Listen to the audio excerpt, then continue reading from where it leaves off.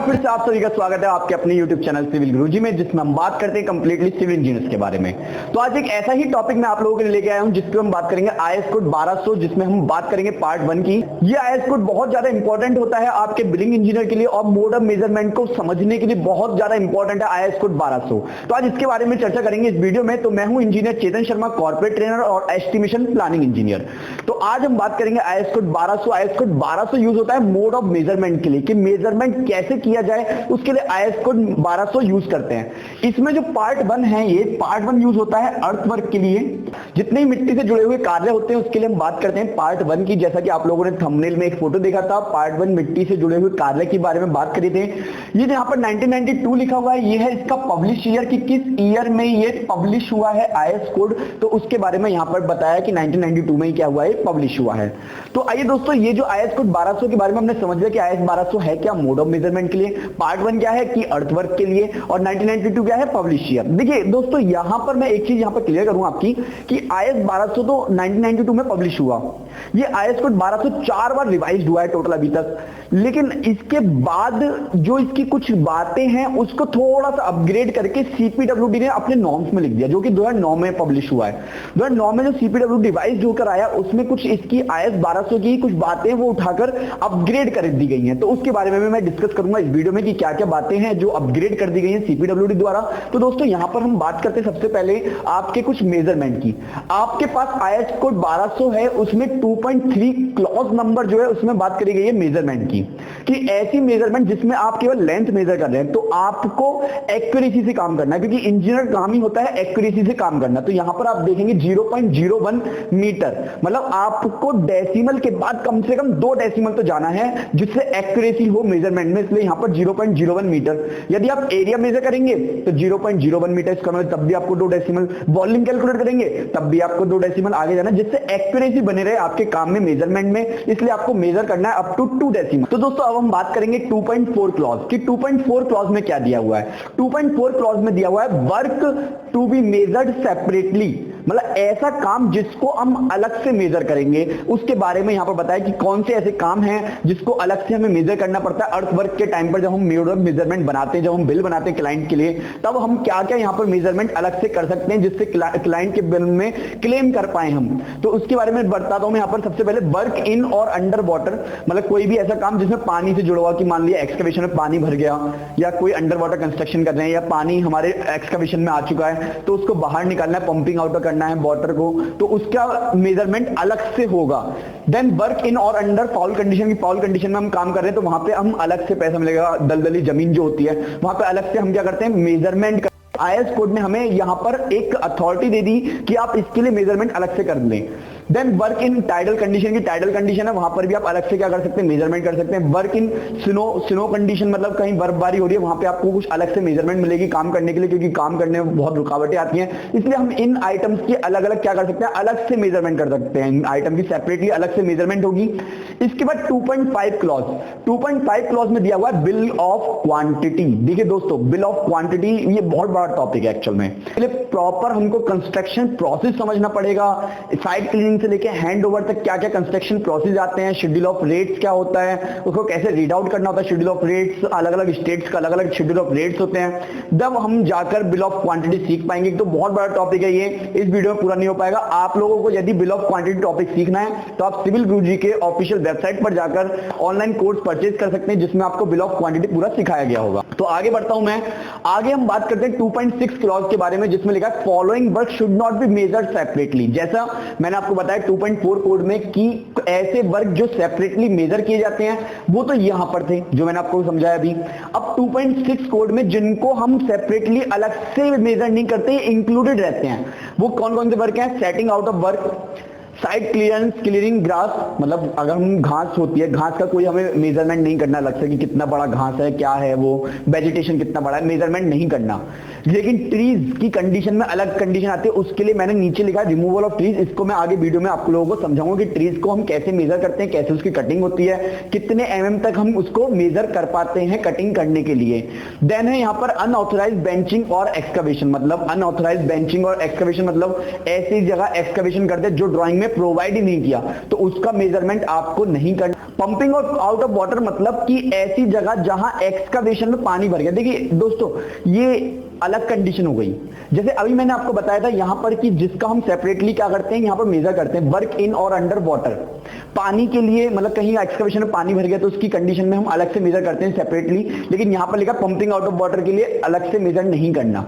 देखिए नोट में एक बात लिखी गई है आईएस कोड में कि measurement in kilowatt horse power hours against separately as per specific provisions. मतलब आपको यदि ड्राइंग के अंदर आपके क्लाइंट ने कुछ स्पेसिफिक प्रोविजन दिया, मान लीजिए आपके एक्सकवेशन किया आपने और एक्सकवेशन में पानी भर गया किसी भी कारणवश, चाहे वो रेन हो सकता है, चाहे वहां पे किसी तरह की सुनामी आ जाए, टाइडल इफेक्ट हो जाए, किसी भी तरह से, नहर वगैरह होती है, नहर कट जाती है, उस तरह से पानी आपके एक्सकवेशन पिट में आ गया तो उसको निकालने के लिए पंप लगेगा। अब पंप की मेजरमेंट इनमें से किसी से भी हो सकती है जो आपको स्पेसिफिक प्रोविजन मिले। तो ये तो प्रोविजन है, लेकिन क्यूबिक मीटर में भी कैलकुलेट होता है। कई एसओआर होते हैं, कई क्लाइंट होते हैं क्यूबिक मीटर में भी हमें फॉलो करवाते हैं, तो उसकी कैलकुलेशन कैसे होती है वो बताता हूं मैं आपको। देखिए दोस्तों, ये एक एक्सकवेशन पिट है, यहां पर है एनजीएल नेचुरल ग्राउंड लेवल, जहां से हम खड़े होकर पिट को देख रहे हैं। यहां से लेके यहां तक की जो डेप्थ है हमारे पिट की वो ले ली मैंने, यहां पे कंसीडर कर ली 1.8 मीटर। अब यहां पर हमारे एक्सकवेशन में क्या हुआ, यहां पर पानी भर गया तो हमें क्या करना पड़ेगा, पंप लगाना पड़ेगा इधर। अब पंप लगाकर हमें क्या करना, पानी को बाहर निकालना है। अब इसकी मेजरमेंट क्यूबिक मीटर में कैसे होगी, वो क्या होता है, यहां पर जो इसका अपर फेस है, पिट के बॉटम फेस से अपर फेस तक की हम करेंगे यहां पर कैलकुलेशन। तो मान लीजिए यहां पर आगे 1.5 मीटर लेंथ और विड्थ हमें पता ही होगा पहले से पिट का कि कितना बड़ा हमारा गड्ढा यहाँ पे खोदा हुआ है। तो फॉर एग्जांपल मैंने मान लिया यहाँ पर कि 1.6 मीटर और 1.6 मीटर का पहले एक्सकवेटेड पिट है हमारा। हाइट हमने मेजर कर ली 1.5। अब ऐसा नहीं है कि 1.8 का मैं क्लेम करूंगा, बिल में नहीं कर सकते। जितना उसका अपर लेवल है पानी भरने का आपके पिट में, उतना ही हम यहाँ पे करेंगे claim. Length into width into height, answer आएगा क्यूबिक मीटर में। तो क्यूबिक मीटर में भी हम क्लेम कर सकते हैं किसका, पंपिंग आउट ऑफ वाटर। यहाँ पर नेक्स्ट यहाँ पर हम बात करेंगे किसकी, टाइप्स ऑफ सॉइल की, कि इस आईएस कोड ने कुछ टाइप्स ऑफ सॉइल के बारे में हमें समझाया कि किस किस तरह की सॉइल्स होती हैं। तो पहले मैं आपको समझाऊंगा कि आईएस कोड ने क्या समझाया है सॉइल के बारे में, फिर मैं समझाऊंगा कि सीपीडब्ल्यूडी ने उसको रिवाइज कैसे किया आपके काम को आसान करने के लिए मोड ऑफ मेजरमेंट में।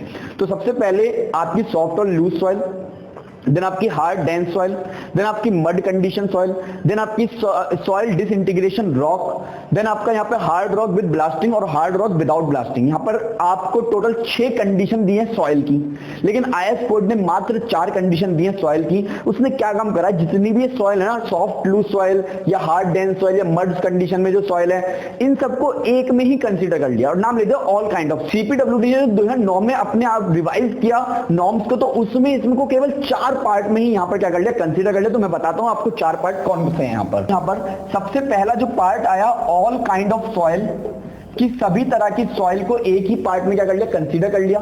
सेकंड पार्ट आया ऑर्डिनरी रॉक, कि मतलब ये यहाँ पर सॉफ्ट डिसइंटीग्रेशन रॉक है, इसको कंसीडर करा गया किसमें, ऑर्डिनरी रॉक में।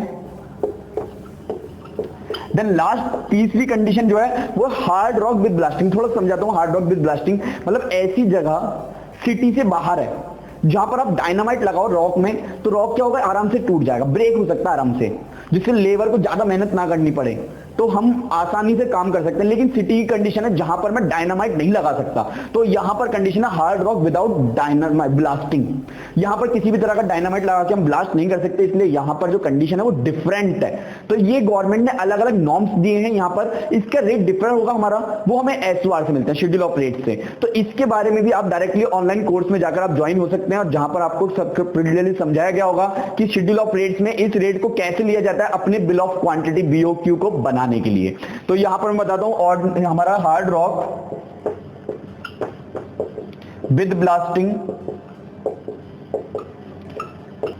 एक कंडीशन और, तो टोटल 4 कंडीशन दी है सॉइल के लिए टाइप्स ऑफ सॉइल में। आईएस कोड ने 1992 में केवल 6 कंडीशन दी थी, लेकिन सीपीडब्ल्यूडी ने जब इसको रिवाइज किया तो 4 कंडीशन यहां पर बनी है, all kind of soil, ordinary rock, hard rock with blasting, hard rock without blasting. तो ये तो थी बात हमारी किसके बारे में, सॉइल के बारे में। हमने समझा इससे सॉइल कि कितने तरह की सॉइल होती है और कितने तरह के हम मोड ऑफ मेजरमेंट में उसको लिख पाते हैं जब हम बिल बनाते हैं। देन अब बात करेंगे टाइप ऑफ एक्सकवेशन की। तो टाइप ऑफ एक्सकवेशन की जब हम बात करेंगे तो 5 पार्ट के तरह के हम एक्सकवेशन करते हैं अपने साइट पर। पहला कंडीशन है सरफेस ड्रेसिंग। मैं इसको रीड आउट करता हूं यहां पर। तो आईएस कोड 1200 पार्ट नंबर 1 1992 में जो पब्लिश हुआ है उसका क्लॉज नंबर 4.4 वहां लिखा है streaming of natural ground excavated surface and filled up area to remove vegetation and और small inequalities not exceeding 150 mm deep shall be described as surface dressing and measured in square metre. जैसा कि दोस्तों आप लोगों ने देखा IS code, मैंने अभी यहाँ पर आईएस कोड दिखाया आपको। जैसे देखो सरफेस ड्रेसिंग की बात कर रहे हैं हम यहाँ पर। सरफेस ड्रेसिंग मतलब जैसे मान लीजिए हाथ में मेरे चोट लग गई, एक जख्म हो गया मेरे हाथ में। अब जख्म कितना गहरा है मेरे, मुझे उसकी क्या करवानी है, ड्रेसिंग करवानी है। सेम मुझे जो सॉइल है उसकी मुझे क्या करवानी है, मेरी जो साइट है उसकी मुझे ड्रेसिंग करवानी है। अब ड्रेसिंग में वो कितना इनइक्वालिटी मतलब कितना उसमें अनलेवल्ड सरफेस है यहाँ पर, मतलब मेरी सरफेस लेवल्ड नहीं है, तो मुझे कितना इनइक्वालिटीज है मेरे सरफेस पे, वो 150 mm तक होगी तो कहलाएगा वो सरफेस ड्रेसिंग में काउंट होगा। एक्सकवेशन के टाइप में फर्स्ट पार्ट सरफेस ड्रेसिंग में वो क्या होगा, काउंट होगा। यहाँ पर 150 mm तक की इनइक्वालिटीज है यदि तो। दूसरा पार्ट है यहाँ पर सरफेस एक्सकवेशन। अब सरफेस एक्सकवेशन के लिए पहले मैं आपको क्लॉज नंबर बताऊंगा और मैं आपको दिखाऊंगा आईएस कोड 1200 में ये कहां पर लिखा हुआ है। आप लोग देखेंगे 4.6 सरफेस एक्सकवेशन 4.6 क्लॉज है हमारा आईएस कोड 1200 पार्ट नंबर 1 जो कि 1992 में पब्लिश हुआ है। यहां लिखा है excavation exceeding 1.5 metre in width as well as 10 meter square on plan but not exceeding 300 mm in depth shall be described as surface excavation and measured in square meter। तो दोस्तों जैसा कि आप लोगों ने अभी देखा 4.6 क्लॉज, उसमें लिखा है सरफेस एक्सकवेशन के बारे में। सरफेस एक्सकवेशन में जो हमें नॉर्म्स दिया है वो ये दिया है कि विड्थ जो है हमारे एक्सकवेशन की वो 1.5 मीटर से ज्यादा ना हो। दूसरी कंडीशन में कहा गया कि 300 mm से ज्यादा डेप्थ ना दे हम किसकी, एक्सकवेशन की, वो काउंट होगा किसमें, स्क्वायर मीटर में। तो इसको बोलते हैं सरफेस एक्सकवेशन। अब बात करेंगे थर्ड रफ एक्सकवेशन की। तो रफ एक्सकवेशन के लिए हम जाएंगे क्लॉज में अपने आईएस कोड। यहां देखते हैं, यहां पर लिखा है 4.5 क्लॉज में रफ एक्सकवेशन लिखा है excavation not requiring dressing of sides and bottom and reduction to extract level such as winning earth from the borrow pits, hill side cutting etcetera shall be described as rough excavation and measured in cubic metre. तो दोस्तों अभी आपने पढ़ा 4.5 clause rough excavation. तो rough excavation मतलब ऐसा excavation जिसमें हम ड्रेसिंग नहीं कर रहे, मतलब लेवल नहीं कर रहे पिट्स को, केवल एक्सकवेट तो कर रहे हैं लेकिन लेवल्स नहीं कर रहे उसको। जैसे मास एक्सकवेशन जिसको हम बात करते हैं, मास एक्सकवेशन हो रहा है, वहां पर हम कभी भी सरफेस जो होती है लेवल नहीं करते उसको, पिट्स को हम वहां पे केवल ऐसे ही छोड़ देते हैं उसके अंदर, क्योंकि राफ्ट फुटिंग वगैरह बॉडी से फुटिंग आते हैं जो इजीली दे पाते हैं। तो इसलिए हमें हर एक एक्सकवेशन के लिए क्या नहीं करना पड़ता, पिट्स को लेवल नहीं करना पड़ता, ड्रेसिंग नहीं करना पड़ता, तो उसको बोलते हैं क्या, रफ एक्सकवेशन। अब चलते हैं नेक्स्ट एक्सकवेशन की ओर जिसकी हम बात करेंगे एक्सकवेशन इन ओवर एरियाज। ओवर एरियाज में जो एक्सकवेशन होते हैं, तो इसके लिए क्लॉज नंबर मैं आप लोगों को बताता हूं। तो इसके लिए क्लॉज नंबर है 4.7। आप लोग पढ़ेंगे यहां पर एक्सकवेशन ओवर एरियाज लिखा हुआ है। Excavation exceeding 1.5 metre in width as well as 10 metre square on plan and 300 mm in depth shall be described as excavation over areas and measured in cubic meter। तो दोस्तों ये जो 4.7 clause में लिखा है एक्सकवेशन इन ओवर एरियाज, इसके बारे में डिस्कस कर रहा हूं मैं आपसे। ऐसा एरिया जिसमें हम एक्सकवेशन की विड्थ की बात करें तो 1.5 मीटर से ज्यादा है और डेप्थ 300 mm से ज्यादा है हमारी, तो ऐसे एक्सकवेशन को काउंट करते हैं किसमें, एक्सकवेशन इन ओवर एरियाज में। तो ये हमारा एक्सकवेशन ओवर एरियाज हमारा कंप्लीट हुआ। अब बात करेंगे हम लास्ट पार्ट की जो की है excavation in trenches for foundation and poles pipes cables etcetera. तो इसकी बात करेंगे हम लास्ट पार्ट की। तो इसके लिए हमें जाना पड़ेगा 4.8 क्लॉज में। तो मैं पहुंचा 4.8 क्लॉज में, यहां लिखा है excavation in trenches for foundation and pipes cable etcetera. तो इसके बारे में हम आगे पढ़ेंगे। तो आप लोगों को मैं यहाँ पर थोड़ा सा हिंट करता हूँ, एकदम इजी मेथड में समझाता हूँ कि कैसे हम यहाँ पर यूज करते हैं। तो आप 4.8.2 कोड देखेंगे, लिखा हुआ है एक्सकवेशन ट्रेंचेस फॉर फाउंडेशन, लिखा हुआ for depth exceeding 1 metre and allowances of 50 mm per metre, 50 mm per metre. Depth of for each side of the trench shall be added to specified width. तो इसको मैं आपको board पे बना के समझाता हूं कि क्या इसमें हम यूज करते हैं। तो यहाँ पर हम देखेंगे कि ये यहाँ पर पाइप और केबल हम कैसे प्रोवाइड करते हैं, उसके लिए हम कितना एक्सकवेशन एक्स्ट्रा क्लेम करते हैं बिल में, तो उसके बारे में यहाँ पर मैं डायग्राम बनाता हूँ। तो आप लोग देखोगे यहाँ पर एनजीएल है, मैंने बना दिया एनजीएल। एनजीएल से जो आईएस कोड स्पेसिफाई कर रहा है वो 1 मीटर के लिए स्पेसिफाई कर रहा है। तो मैंने यहाँ पर 1 मीटर की डेप्थ बना दी इधर।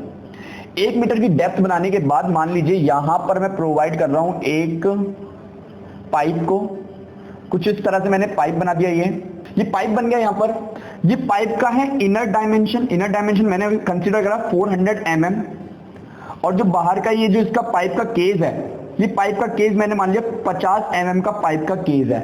तो ये टोटल हो गया 450 mm।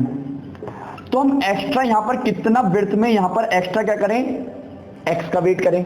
तो यहां पर जो सीपीडब्ल्यूडी स्पेसिफिकेशन देता है वो 250 mm के लिए देता है। अब 250 mm ऐसा नहीं कि दोनों साइड से हम कर दे कि यहां भी 250 यहां भी 250, इसे हाफ हाफ डिवाइड करना, मतलब 125 mm यहां पे 125 mm यहां पर। तो हम 250 क्या कर देंगे, एक्स्ट्रा कर देंगे।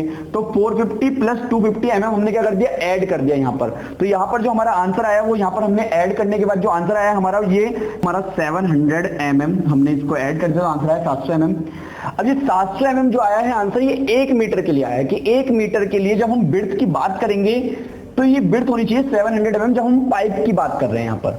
लेकिन दोस्तों यहां पर जो मैंने आईएस कोड आपको रीड आउट कराया था वहां पर हर 1 मीटर में 50 mm पर मीटर हमें एक्स्ट्रा करना होगा। मान लीजिए कि ये जो डेप्थ है इसको कर दिया मैंने अब 2 मीटर की, 2 मीटर की डेप्थ है यहां पर। ये अब 2 मीटर की डेप्थ है तो हम इसमें कितना एक्सकवेशन करें, तो एक्सकवेशन करने के लिए हम फॉलो करेंगे 50 mm पर मीटर। 1 मीटर के लिए 50 mm एक्स्ट्रा, तो 2 मीटर के लिए 100 mm। तो 700 mm में हम ऐड कर देंगे 50 mm 1 मीटर के लिए और 50 mm अगेन 1 मीटर के लिए। दैट इज कॉल्ड यहां पर 800 mm की विड्थ हमें प्रोवाइड करनी पड़ेगी excavation in trenches for foundation and pipe और केबल पार्ट के लिए। यहां पर हम कुछ इस तरह से यहां पर विड्थ फाइंड आउट करते हैं। इतना बिल में क्लेम करेंगे तो मोड ऑफ मेजरमेंट हमारा यहां पर बन पाता है। तो दोस्तों हम बात करेंगे लीड लिफ्ट और रिमूवल ऑफ ट्रीज की। तो लीड लिफ्ट के लिए हमें पहले जाना पड़ेगा आईएस कोड 1200 पार्ट 1 में। तो देखते हैं आईएस कोड 1200 पार्ट 1 क्या बोलता है इसके बारे में और समझते हैं लीड और लिफ्ट होता क्या है। देखिए सबसे पहले लीड और लिफ्ट में आपको समझाऊं। लीड मतलब किसी चीज को ले जाना साइड से, और लिफ्ट मतलब किसी चीज को निकालना। जैसे हम एक्सकवेशन करते हैं तो एक्सकवेशन को, सॉइल को अंदर से बाहर निकालना, दैट इज कॉल्ड लिफ्ट, और उस सॉइल को साइड से बाहर ले जाना, दैट इज कॉल्ड लीड। तो चलते हैं आईएस कोड में और समझते हैं क्या इसके बारे में कंडीशन हमको दी गई है। तो यहाँ पर 5.1 कोड जिसमें क्लॉज जिसके अंदर लीड के बारे में कुछ हमें कुछ जानकारी दी गई है। तो यहाँ लिखा है the distance for removal shall be measured over the shortest practicable route and not necessarily the route actually taken. मतलब कि जैसे बचपन में हम 9th क्लास में एक फिजिक्स में एक टर्म पढ़े थे डिस्प्लेसमेंट, और डिस्प्लेसमेंट में क्या था कि shortest distance covered by the body is called displacement, कि जब से छोटा रूट जो है फॉलो करना है तो हमें गवर्नमेंट भी कह रही है लीड करने के लिए, आपको ले जाने के लिए किसी सॉइल को सबसे छोटा रूट लेना है। डिस्टेंस एक्स आगे लिखा है distance not exceeding 250 metre shall measured in units of the 50 metre. मतलब आपको 250 मीटर तक का दूरी है वो 50 मीटर के दूरी में जो पैसा दिया गया उसी के अंदर काउंट करना है, और 250 मीटर से जो एक्सीड कर रहा है 500 metre shall be measured at separate item, उसको एक अलग आइटम मेजर करना है आपको।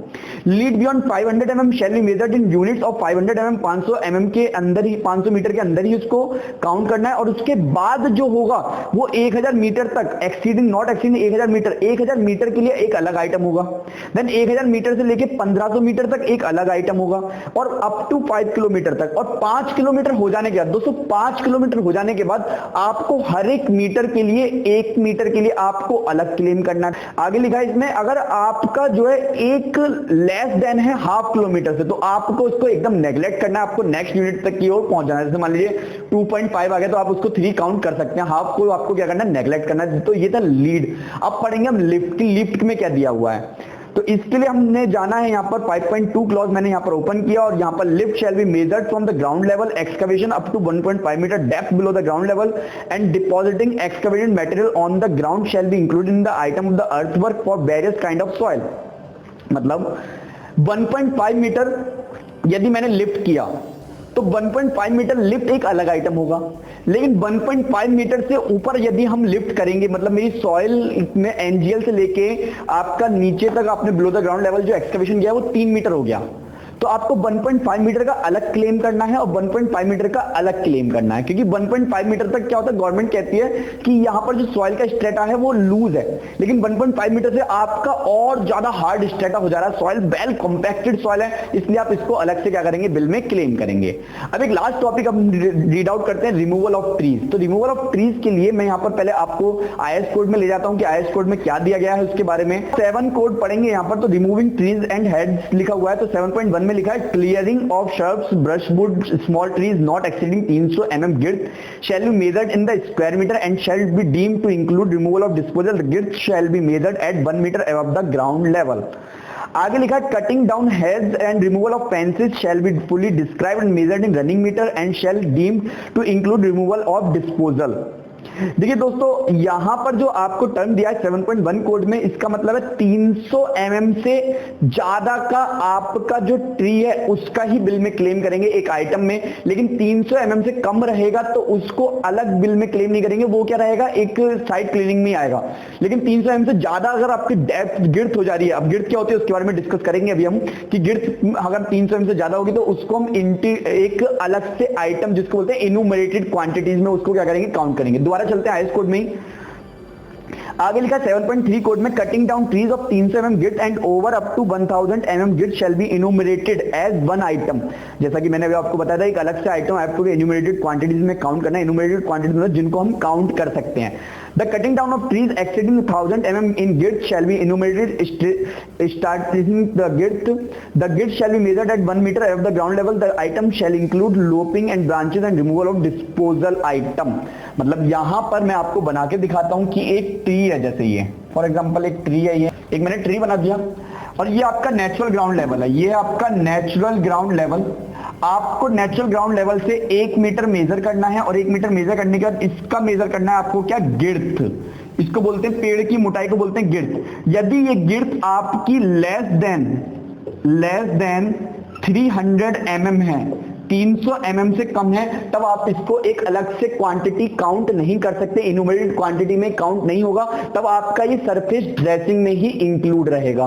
लेकिन अगर आपका 300 mm से ज्यादा है, 1000 mm तक पेड़ की गिर्थ, तो आप इसको इनुमरेटेड क्वांटिटी अलग से काउंट कर सकते हैं। तो दोस्तों इस आईएस कोड में हमने सीखा मोड ऑफ मेजरमेंट के बारे में, अलग अलग मेजरमेंट के बारे में, मोड मेजरमेंट क्या होता है, आईएस कोड 1200 पार्ट नंबर 1 किस बारे में हम चर्चा कर रहे थे, बिलिंग के मोड ऑफ मेजरमेंट के बारे में।